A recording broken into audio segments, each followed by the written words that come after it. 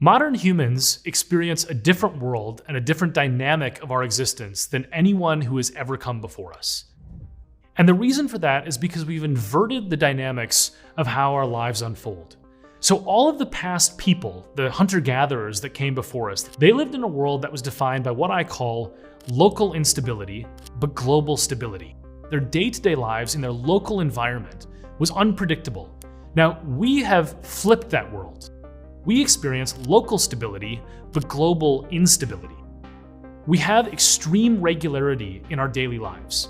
We can order products online and expect exactly when they're going to arrive. We can go to Starbucks anywhere in the world and it's going to taste roughly the same.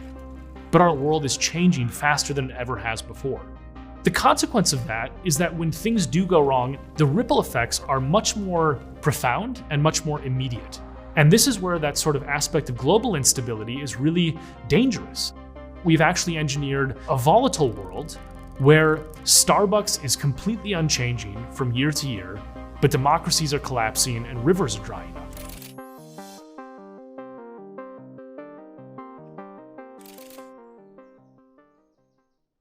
So when we tried to understand why things happen in social systems, the old way of thinking often involved what are called linear dynamics. In other words, a small cause has a small effect and a big cause has a big effect. And the relationship between them is linear. Now, the way the world actually works is nonlinear. And this means that sometimes a very small change can produce a very big effect. And complex systems theory understands this and tries to incorporate it into its models. It connects the dots. It requires nonlinear thinking. It requires the idea of modeling a world in which a tiny shift or a little fluctuation that seems to be noise can actually radically shift the way that the future unfolds. In the history of trying to understand social change, there have been a few key assumptions that were incorrect, but were sometimes useful to try to make sense of a very complex world.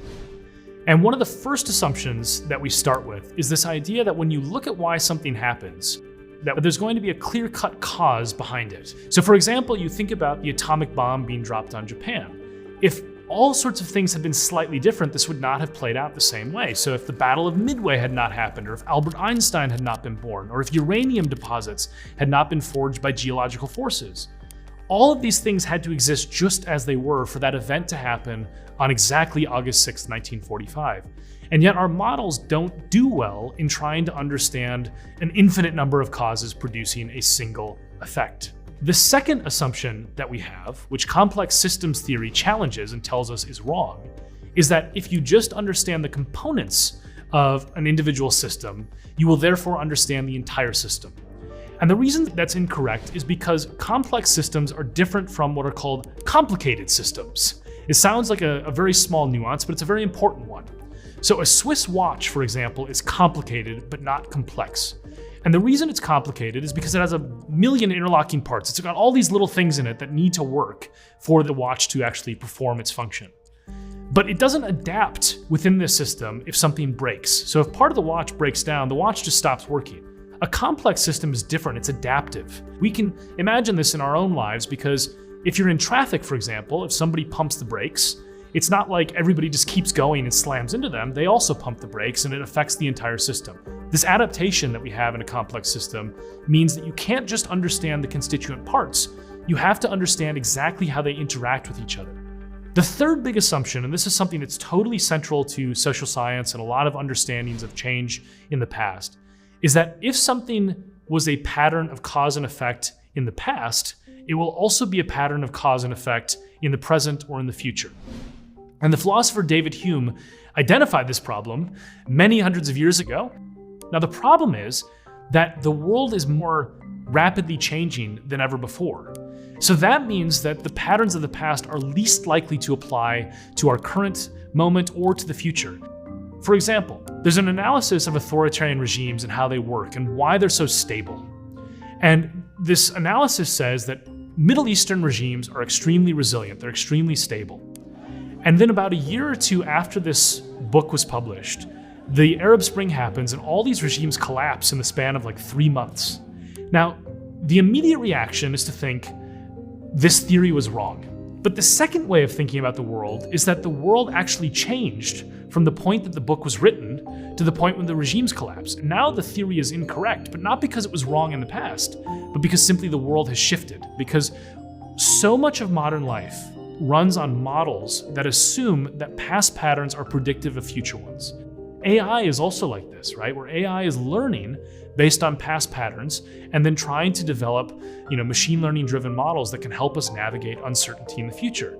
But if the underlying world has shifted, then that analysis is not going to just be wrong, it's going to be dangerous. And the problem is we can't really test this.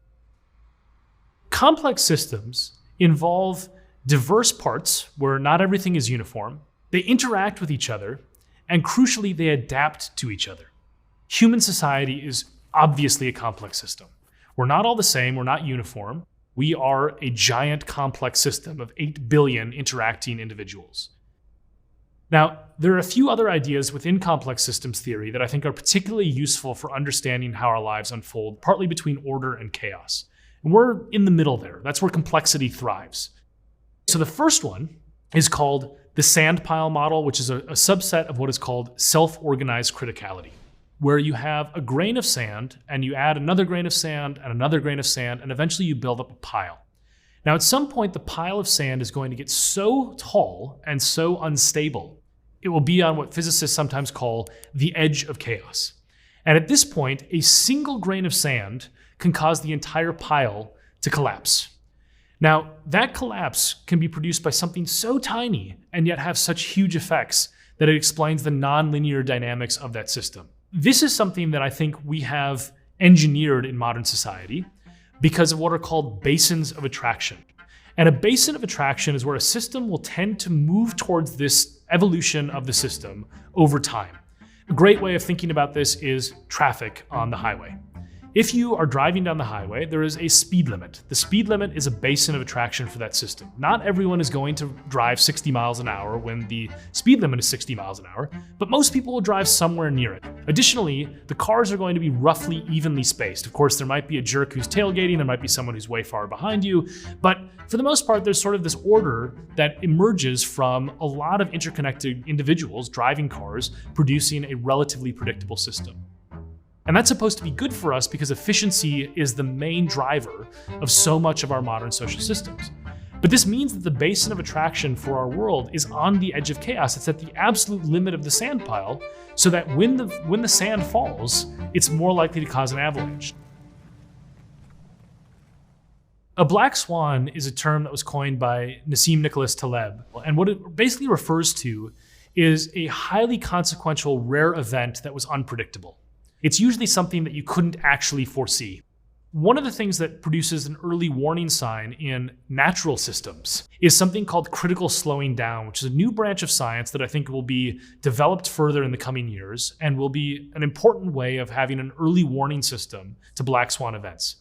When critical slowing down happens, you have fluctuations that don't go back to equilibrium. They start to become really erratic, and they can measure how quickly it takes for a system to snap back to normal. This early warning system potentially can provide us with a red flag that things are a little bit unstable. This is where I think we make a profound error in understanding social disasters. We tend to say, oh, well, that was just a black swan. And now we've gone back to the normal way the world works. The problem with that is you've misunderstood the origin of those black swans. You've developed a sand pile that's so tall that the avalanche is inevitable. It's part of the system. It will absolutely happen at some point. And so this is where I think the lesson for us is to prioritize efficiency and optimization slightly less, to build a slightly smaller sand pile so that it's more resilient. So when the sort of randomness or the flukes of life, the noise of life does happen, we don't end up with disaster. When we think about our daily lives and we navigate our world, we tend to have what I call the mirage of regularity. And it's very easy to be seduced by this because things unfold in these highly predictable ways. And because of this, we start to think, okay, the world is controllable. This is, however, a mirage. And I think this is where the sandpile model and some of the other ideas from complex systems theory are so important for correcting that mirage and making us understand that it is just an illusion. The mirage of regularity is one where when you think about the 21st century, we have been able to delude ourselves into thinking we can make forecasts, right? But every forecast has been invalidated by these black swan events. I mean, just imagine going back and reading the economic forecasts for what the world in 2020 would look like written in late 2019. I mean, those forecasts were so unbelievably wrong. And I think one of the things that's worth thinking about is that we could never imagine some of these dynamics until they happen to us. There are things that we call radical uncertainty, where we can't simply understand the future in any possible way because the idea doesn't even occur to us. We can't tame the world. We can't predict accurately. And so there are things that we have to separate from the questions we have to answer from the questions we don't have to answer. If we parcel out the parts of the world that we have to try to navigate through this uncertainty, we'll make fools of ourselves slightly less often, and that will be a good thing for our societies.